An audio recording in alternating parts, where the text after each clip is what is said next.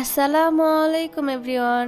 আবারও তোমাদের জন্য নতুন একটা ড্রামা নিয়ে হাজির হয়ে গেলাম। আশা করি এই ড্রামাটা তোমাদের কাছে অনেক বেশি ভালো লাগবে। তাহলে চলো কথা না বাড়িয়ে ভিডিও শুরু করি। গল্পের শুরুতেই আমরা আমাদের নায়িকা নিয়ান এবং তার মেয়ে মিনজুকে সমুদ্রের পাড়ে সময় কাটাতে দেখতে পাই। হঠাৎ করে মিন অসুস্থ হয়ে পড়লে তাকে হসপিটালে নিয়ে আসা হয়। ডক্টর নিয়ানকে জানায় মিনের হাতে আর বেশি সময় নেই, সে এখন তার ব্রেন ক্যান্সারের লাস্ট স্টেজে রয়েছে। উন্নত চিকিৎসার দ্বারা হয়তো তাকে আরো কিছুদিন বাঁচিয়ে রাখা সম্ভব। এসব কথা শুনে নিয়ান কান্নায় ভেঙে পড়ে। সে মিনকে অনেক ভালোবাসে, তাকে সে কিছুতেই হারাতে চায় না। তারপর নিয়ান মিনের বাবা ফ্যাংকে সবকিছু জানিয়ে হসপিটালে আসতে বলে। আসলে নিয়ান আর ফ্যাং এর 3 বছর আগেই ডিভোর্স হয়ে গিয়েছিল। ফ্যাং মিনকে যথেষ্ট ভালোবাসে, তবে সে জানায় এখন থেকে সে আর মিনের ট্রিটমেন্টের কোনো টাকাই দিতে পারবে না। তার এখন নিজস্ব একটি পরিবার রয়েছে। নিয়ান যেহেতু একজন সিঙ্গেল মাদার ছিল, তাই তার পক্ষেও এতগুলো টাকা এবং সবকিছু হ্যান্ডেল করা অনেক কঠিন ছিল। পাশাপাশি মিনের ট্রিটমেন্টের জন্য প্রচুর পরিমাণ অর্থেরও প্রয়োজন ছিল। এসব বিষয় নিয়ে নিয়ান আর ফ্যাং এর মধ্যে ঝগড়া হয়ে যায়। এরই মাঝে সেখানে আসে ফ্যাং এর বর্তমান ওয়াইফ লিয়া, যে কিনা একটা সময় নিয়ানের খুব ভালো বন্ধু ছিল। পরে ফ্যাং এই লিয়ার জন্যই নিয়ানকে ডিভোর্স দিয়ে দিয়েছিল। যাক, এরপরই দেখা যায় ছোট্ট মিন শেষ নিঃশ্বাস ত্যাগ করে, যার জন্য নিয়ান তো প্রচন্ড কান্নায় ভেঙে পড়ে।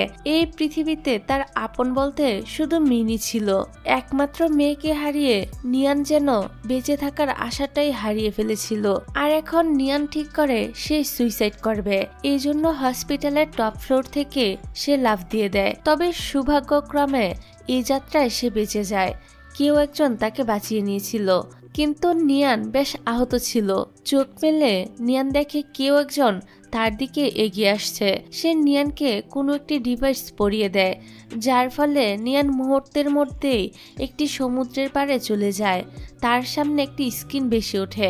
সেখানে লেখা ছিল নিয়ানকে একটি সুযোগ দেওয়া হচ্ছে। সে চাইলে টাইম ট্রাভেল করে অতীতে গিয়ে আবারও তার জীবনটা নতুন করে শুরু করতে পারে। যদি সে অতীতে যেতে চায় তাহলে যেন ইয়েস লেখা বাটনে প্রেস করে। নিয়ানের কাছে এই মুহূর্তে মনে হচ্ছিল যদি সে তার মায়ের অবাধ্য হয়ে ফ্যাংকে বিয়ে না করত তাহলে হয়তো আজ তাকে এই পরিস্থিতির মুখোমুখি হতে হতো না। এই কারণে নিয়ান ঠিক করে সে অতীতে গিয়ে তার এবং ফ্যাং এর বিয়েটা আটকিয়ে দিবে। এই জন্য সে ইয়েস বাটনে প্রেস করে দেয়। আর আশ্চর্যজনকভাবে সে ভবিষ্যৎ থেকে টাইম ট্রাভেল করে 7 বছর আগের অতীতে চলে যায়। অতীতের দৃশ্যে দেখা যায় ভার্সিটির কোনো প্রোগ্রামের জন্য রিহার্সাল চলছে। সেখানে ফ্যাংকে দেখে নিয়ান তো তাকে আচ্ছা মতো পেটাতে শুরু করে, কিন্তু বেচারা ফ্যাং তো বুঝতেই পারছিল না সে কেন মার খাচ্ছে। নিয়ানের কাছে মনে হয় তার বয়স চেঞ্জ হয়ে গিয়েছে, তবে সেদিকে পাত্তা না দিয়ে সে তো ফ্যাংকে মেরেই যাচ্ছিল। তখন অতীতের সময়ের নিয়ান ভবিষ্যৎ থেকে আসা নিয়ানকে মেরে সেন্সলেস করে দেয়। নিয়ানের সেন্স ফিরলে সে নিজেকে হসপিটালে খুঁজে পায়। তারপর যখন সে দেখে সে কোনো ছেলের বডিতে রয়েছে, তখন সে তো একদম শকড হয়ে যায়। এবার সে যখন অতীতের আসল নিয়ানকে দেখে তখন সে তার দিকে যেতে শুরু করে। তবে আসল নিয়ান তাকে দেখে তাড়াতাড়ি করে হসপিটাল থেকে চলে যায়, কারণ একটু আগেই তো সে তাকে ধরে মেরেছিল। নিয়ানের বান্ধবী লিন, যে কিনা এ হসপিটালে ইন্টার্নি করছিল, তাকে দেখে নিয়ান বলতে থাকে সে ভবিষ্যৎ থেকে এসেছে, সে হচ্ছে তার বান্ধবী নিয়ান। লিন তো নিয়ানের কোনো কথাই বুঝতে পারছিল না। এই বডিটি যে ছেলের, তার নাম হচ্ছে সুইয়ন। লিনের কাছে মনে হয় সুইয়নের মাথায় কোনো সমস্যা দেখা দিয়েছে। তবে সুইয়ন তো লিনকে নানাভাবে বোঝানোর চেষ্টা করে যে সে তার ছোটবেলার বান্ধবী, যে কিনা ভবিষ্যৎ থেকে অতীতে চলে এসেছে। তবে লিন তার কোনো কথাই বিশ্বাস করে না। অন্যদিকে হসপিটালের বাইরে দেখা যায় আসল নিয়ান ফ্যাংকে লিফট দিচ্ছিল। বলে রাখি ফ্যাং এর উপর নিয়ানের আগে থেকেই ক্রাশ ছিল। তো সুইয়নের বডিতে থাকা নিয়ান তাদের দুজনকে একসাথে দেখে সে নিয়ানকে ফ্যাংয়ের সাথে যেতে নিষেধ করছিল, তবে নিয়ান তার কোনো কথাই শুনতে পায় না। তারপর নিয়ান চলে যায় লিনের বাড়িতে, আবারও তাকে বোঝানোর জন্য যে সে সত্যি টাইম ট্রাভেল করে ভবিষ্যৎ থেকে অতীতে চলে এসেছে। প্রথমে তো লিনের তার কথাটা বিশ্বাস হয় না, কিন্তু নিয়ান যখন তাদের ছোটবেলার বিভিন্ন ঘটনা বলতে থাকে যেগুলো শুধু তারা ছাড়া আর অন্য কেউ জানতো না, তখন লিনের তো অনেকটাই অবাক লাগে যে এই ছেলে তাদের এসব কথা কিভাবে জানতে পারলো। এবার নিয়ান তো লিনের ঘরে থাকা ছোটবেলার বিভিন্ন জিনিসপত্র দেখিয়ে বলতে থাকে কবে কখন কিভাবে তাকে এগুলো নিয়ান দিয়েছিল। এইসব ঘটনা শোনার পর লিনের বিশ্বাস হয় নিয়ান সত্যি কথাই বলছে। সে লিনকে ভবিষ্যতের সব ঘটনায় বিস্তারিতভাবে বলতে থাকে, সাথে এটাও জানায় যে সে নিয়ান আর ফ্যাংয়ের বিয়েটা আটকাতেই অতীত থেকে এখানে এসেছে।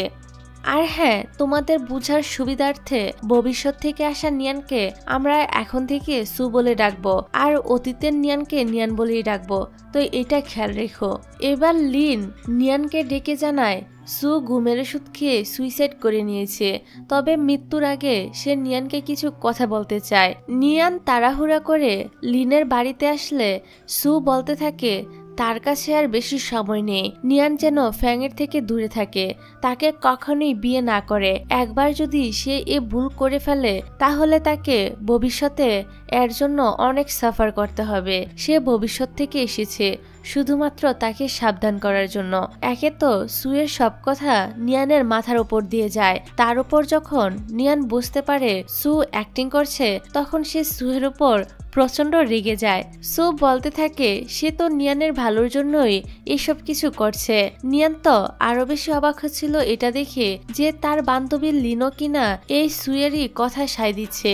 এবার সু নিয়ানের কাছে প্রমাণ করার চেষ্টা করে যে সে সত্যি ভবিষ্যৎ থেকে আসা তারই প্রতিরূপ নিয়ান। তবে খুব স্বাভাবিকভাবেই নিয়ান তার কোনো কথাই বিশ্বাস করে না। তারপর নিয়ানের সাথে দেখা হয়ে যায় ফ্যাংয়ের। ফ্যাং নিয়ানকে একটি ব্রেসলেট উপহার দিয়ে বলে এটি সে স্পেশালি তার জন্য কিনেছে। নিয়ান তো এই ছোট্ট গিফটটি পেয়ে অনেক বেশি খুশি হয়ে যায়, শত হলো ক্রাশ দিয়েছে বলে কথা। অপরদিকে আমরা সুকে লিনের বাসায় দেখতে পাই। লিন সুকে জিজ্ঞাসা করে সে কি ভবিষ্যতে একজন বড় ডক্টর হতে পেরেছে। সু বলে হ্যাঁ। লিন তখন কল্পনা করতে থাকে সে একজন বড় ডক্টর হয়েছে, এরকম ভাবসাব নিয়ে সে ঘোরাফেরা করছে। এবার সু লিনকে বলে তার তো যাওয়ার কোনো জায়গা নেই, তাই লিন যেন তাকে এখানে কিছুদিনের জন্য থাকতে দেয়। লিন তো কিছুতেই রাজি হয় না, তবে বান্ধবীর কথা সে ফেলতেও পারে না। সে সুকে এখানে থাকার পারমিশন দিয়ে দেয়। খুশি হয়ে সু তখন লিনকে জড়িয়ে ধরে। লিন নিয়ানকে উদ্দেশ্য করে বলে তুমি কি ভুলে গিয়েছো, এখন তুমি একটা ছেলের বড়িতে রয়েছো।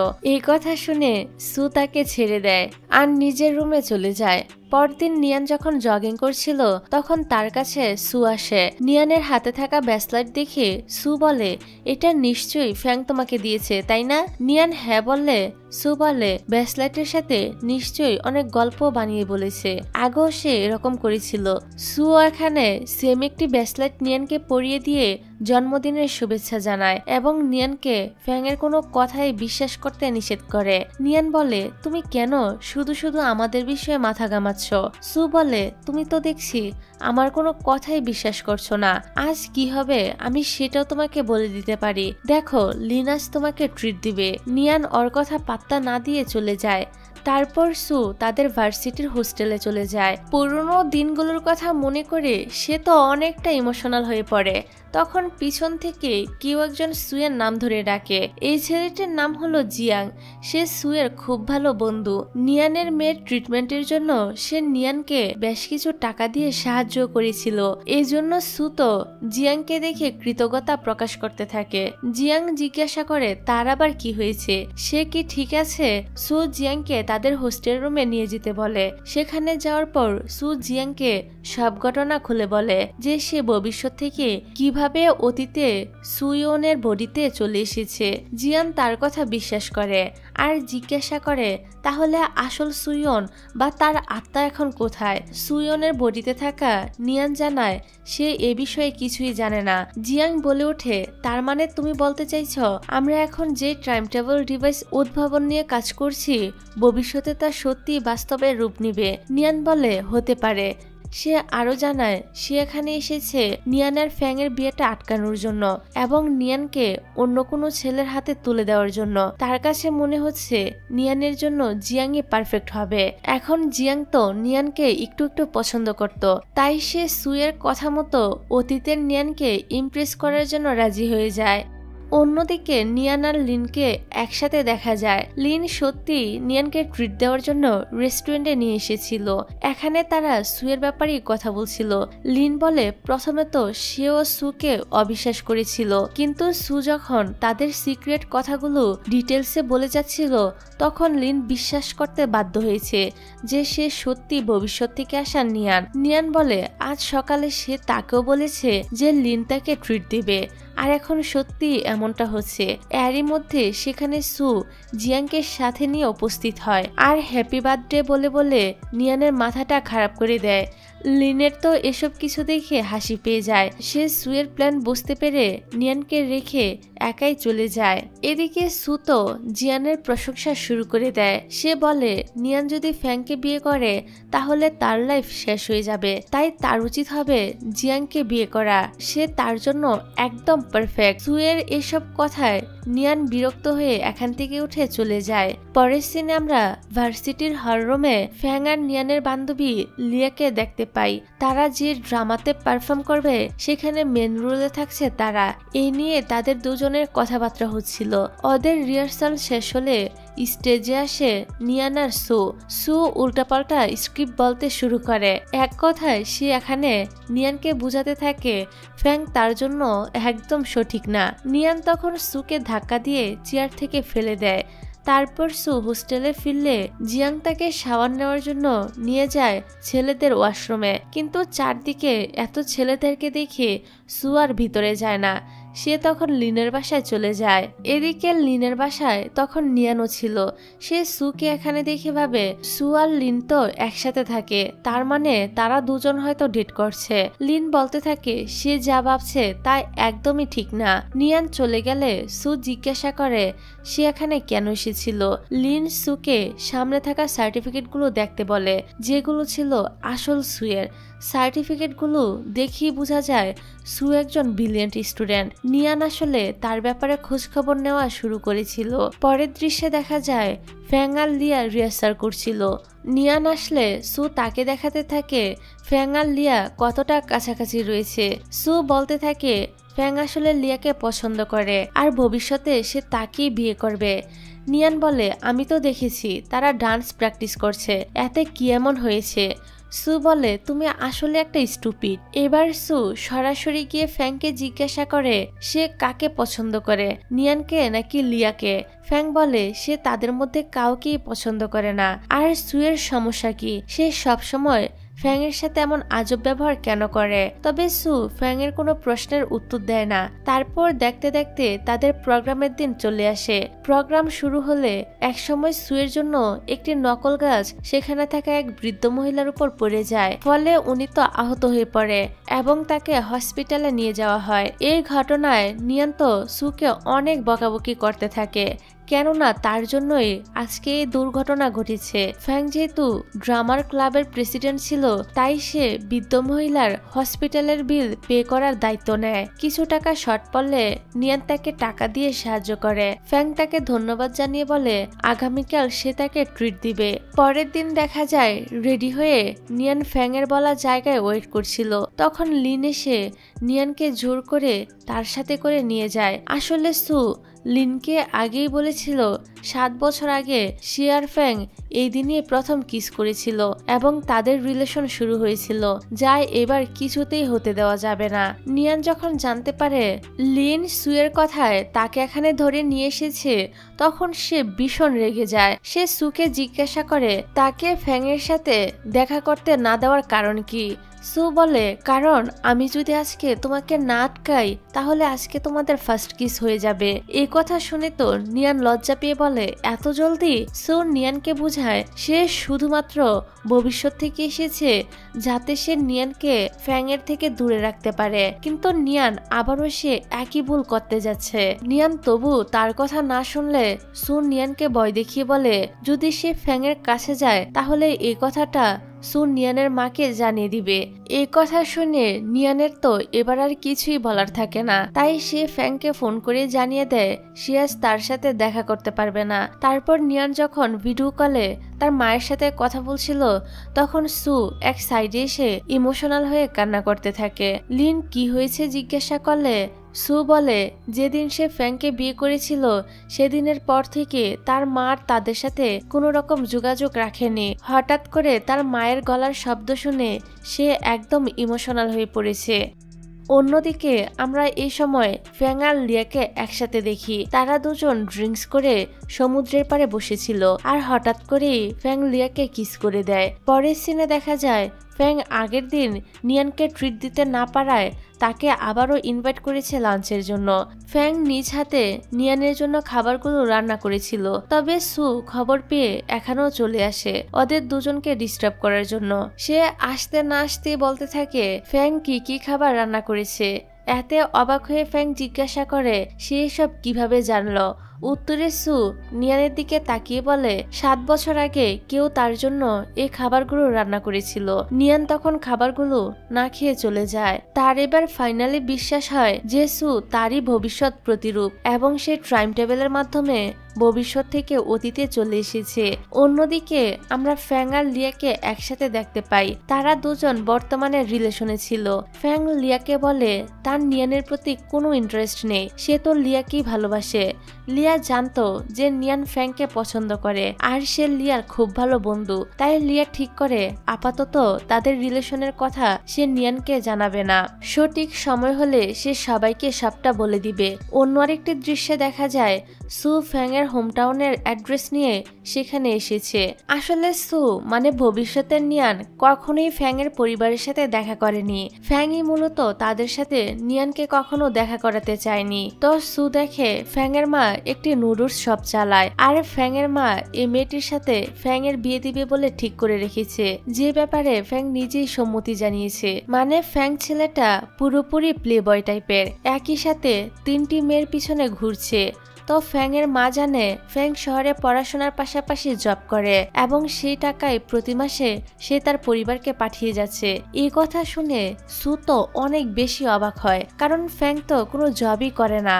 এদিকে দেখা যায় ফ্যাং আর নিয়ান বেকারিতে এসে একসাথে কুকিজ তৈরি করছিল, সাথে তারা অনেক হাসি ঠাট্টাও করছিল। ফ্যাং নিয়ানের কাছাকাছি আসার পর কিছু না বলেই তাকে কিস করে বসে। পরে নিয়ান যখন লিয়াকে এসে এই কথাটা জানায় তখন লিয়ার তো মনটাই ভেঙে যায়। সে তো এটা ভেবে অবাক হচ্ছিল তার সাথে রিলেশনে থাকা সত্ত্বেও কিভাবে ফ্যাং নিয়ানের কাছাকাছি যেতে পারলো। এই বিষয়টা নিয়ে লিয়া ভীষণ কষ্ট পায়, তবে সে নিয়ানকে কিছু বলে না। তারপর ফ্যাং যখন তার কাছে আসে তখন সে তাকে একটা সজোরে থাপ্পড় মেরে বসে আর বলে তুমি তো দেখছি সবচেয়ে বড় ধোঁকাবাজ। একই সাথে দুজন মেয়ের সাথে সময় কাটানোর জন্য সে তাকে আরো একটা থাপ্পড় মেরে দেয়। ফ্যাং তো তখন রেগে গিয়ে বলে লিয়াই তো তাকে মানা করেছিল সবাইকে তাদের রিলেশনের ব্যাপারে কিছু না জানাতে। তাছাড়া সে তো এটাও জানে যে নিয়ান ফ্যাংকে পছন্দ করে। এখন নিয়ান যদি তার কাছাকাছি থাকে তাহলে তার কি দোষ। এখানে ফ্যাং তো লিয়াকে বোঝানোর চেষ্টা করে সে শুধুমাত্র লিয়াকেই ভালোবাসে। এরই মধ্যে ফ্যাংকে ডাকা হয় কারণ একটু পরেই তার আর নিয়ানের একটি পারফর্ম রয়েছে। পারফর্ম শুরু হওয়ার পর সু কন্ট্রোল রুমে গিয়ে স্টেজের স্ক্রিনের মাধ্যমে সবাইকে একটি ছবি দেখায়। কেউ বুঝতে পারছিল না কি হচ্ছে। তখনই স্টেজে সু এসে বলে ফ্যাং তাদের সবাইকে মিথ্যে বলেছে। সে বলেছিল চ্যারিটির টাকা সে তার হোমটাউনে গরিব বাচ্চাদেরকে দান করে, তবে সত্যটা তো হলো এই যে সে ওই সমস্ত টাকা তার নিজের পরিবারের পিছনে খরচ করে। সে আসলে সবার সামনে ভালো হওয়ার নাটক করে যাচ্ছে।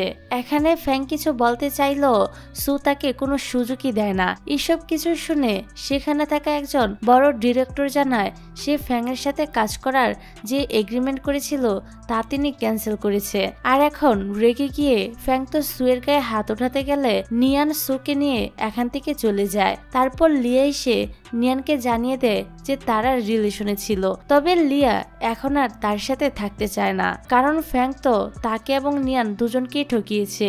নিয়ান লিয়াকে বলে সে যদি আগেই বলে দিত তারা দুজন রিলেশনে রয়েছে তাহলে নিয়ান কখনোই ফ্যাং এর কাছে যেত না।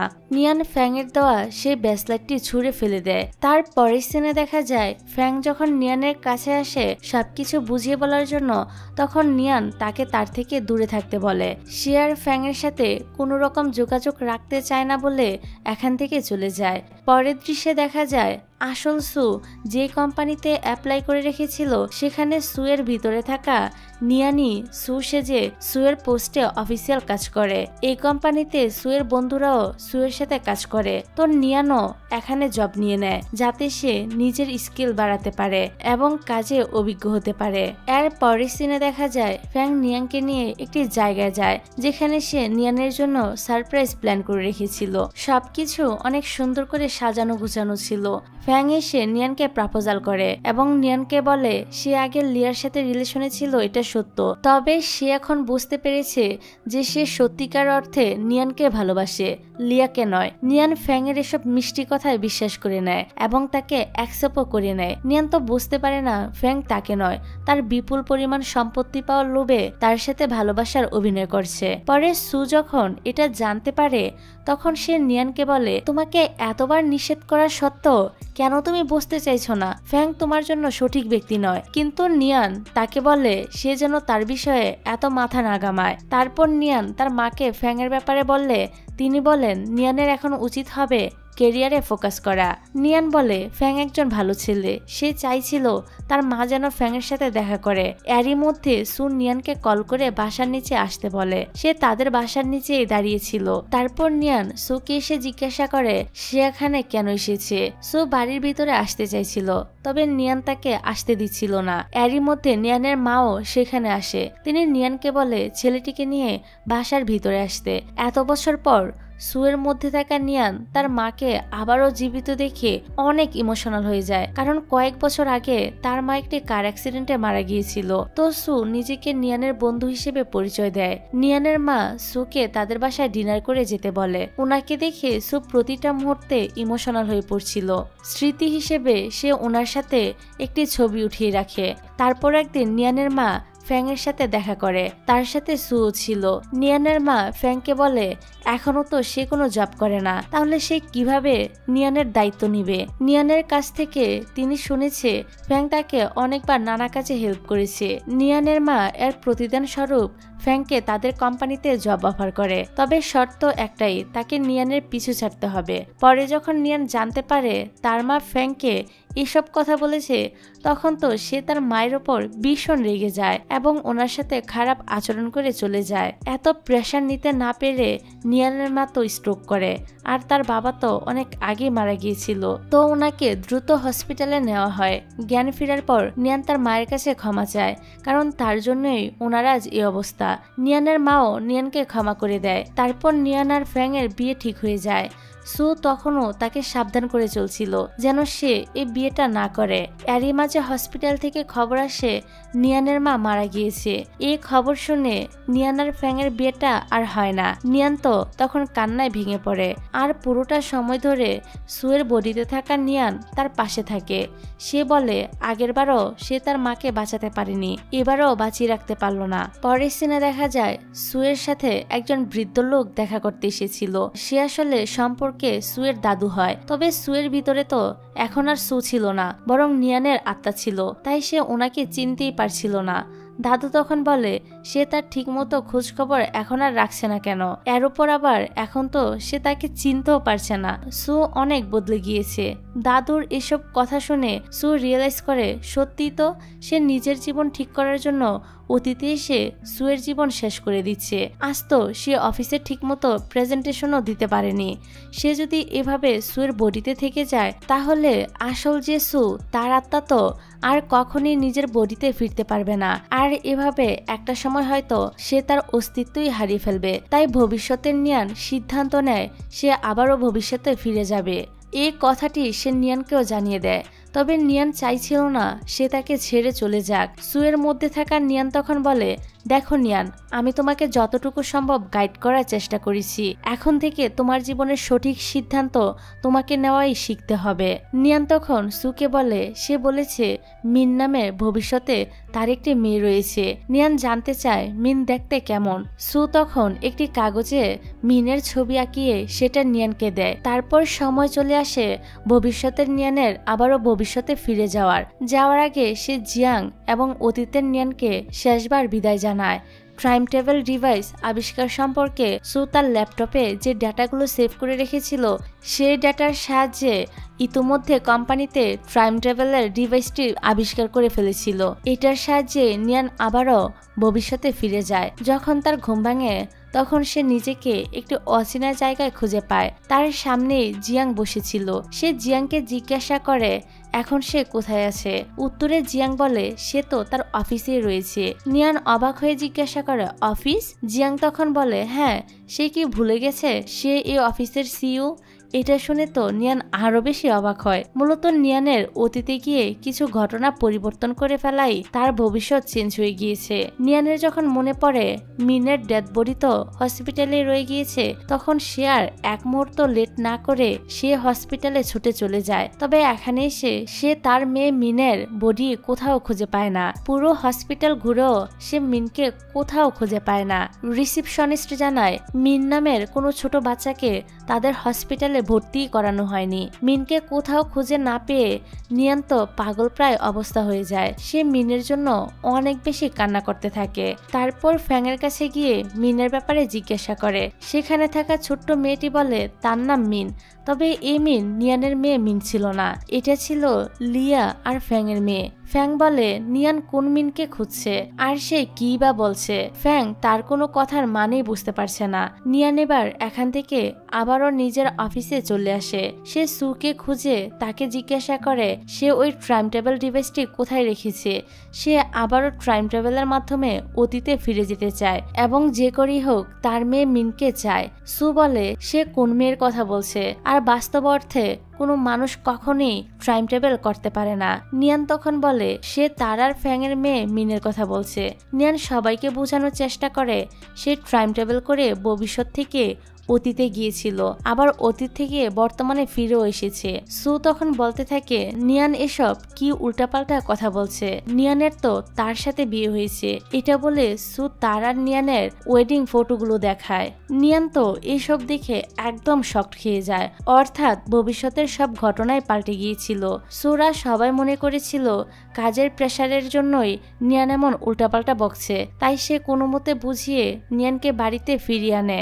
এখানে নিয়ান সুকে বলে সে কিছুক্ষণের জন্য একা থাকতে চায়, সু যেন তাকে ডিস্টার্ব না করে। তো বেডরুমে আসার পর ড্রয়ারের ভিতরে নিয়ান ওই ছবিটি পেয়ে যায় যেটা অতীতে সু তাকে দিয়েছিল।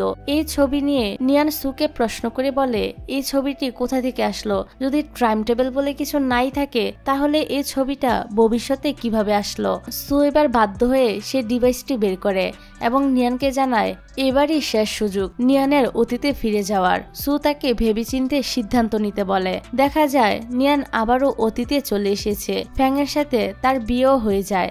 তবে দুজনের কেউই একজন আরেকজনের সাথে খুশি ছিল না। ফ্যাংয়ের কাছে মনে হচ্ছিল নিয়ান সুকে পছন্দ করে। এখন সে তো আর জানতো না সুয়ের বডিতে একদিন নিয়ানেরই ভবিষ্যৎ প্রতিরূপ ছিল। যাই হোক, এসব বিষয় নিয়ে তাদের ঝগড়া হয়ে যায় এবং নিয়ান ফ্যাংকে ডিভোর্স দিয়ে দেয়।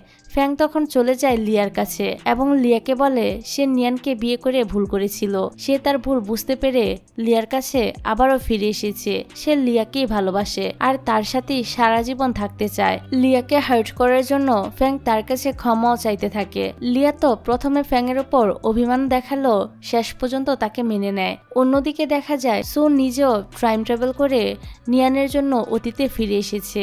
এখানে নিয়ানের যখন সুয়ের সাথে দেখা হয় আর যখন সে জানতে পারে সু তার জন্য অতীতে ফিরে এসেছে তখন সে তো ভীষণ অবাক হয়। তো সু এবার নিয়ানকে জানায় সে তাকে অনেক আগে থেকেই পছন্দ করত, তবে কখনো তাকে বলতে পারেনি। তারপর তো তার ফ্যাংয়ের সাথে বিয়ে হয়ে যায়। তবে নিয়ান যেদিন মিনের মৃত্যুর কথা শুনে সুইসাইড করেছিল সেদিনই সে তাকে ওই টাইম টেবিলের ডিভাইসটি পরিয়ে দিয়েছিল। তারপরে ঘটনা তো নিয়ানের সবই জানা রয়েছে। তো সু আর নিয়ান তারপর থেকে একসাথে থাকতে শুরু করে। তাদের জীবনের সবকিছু স্বাভাবিক হয়ে যায়। এভাবে 7 বছর পার হয়ে যায়। নিয়ান আর সু একদিন সমুদ্র পাড়ে বেড়াতে আসে। নিয়ান দেখে সেখানে একটি ছোট্ট মেয়ে একা দাঁড়িয়ে রয়েছে, যে কিনা দেখতে একদম মিনের মতো ছিল। এমনকি এই বাচ্চা মেয়েটির নামও মিনি ছিল। নিয়ান জিজ্ঞাসা করে তার বাবা মা কোথায়। মেয়েটি বলে সে জানে না কে তার বাবা মা। নিয়ানের বাচ্চা মেয়েটিকে দেখে মায়া লাগে, এজন্য সে তাকে তাদের সাথে করে নিয়ে যায়। আর তিনজনের এই সুন্দর মুহূর্তটি দেখিয়ে এই ড্রামাটা এখানেই শেষ হয়ে যায়।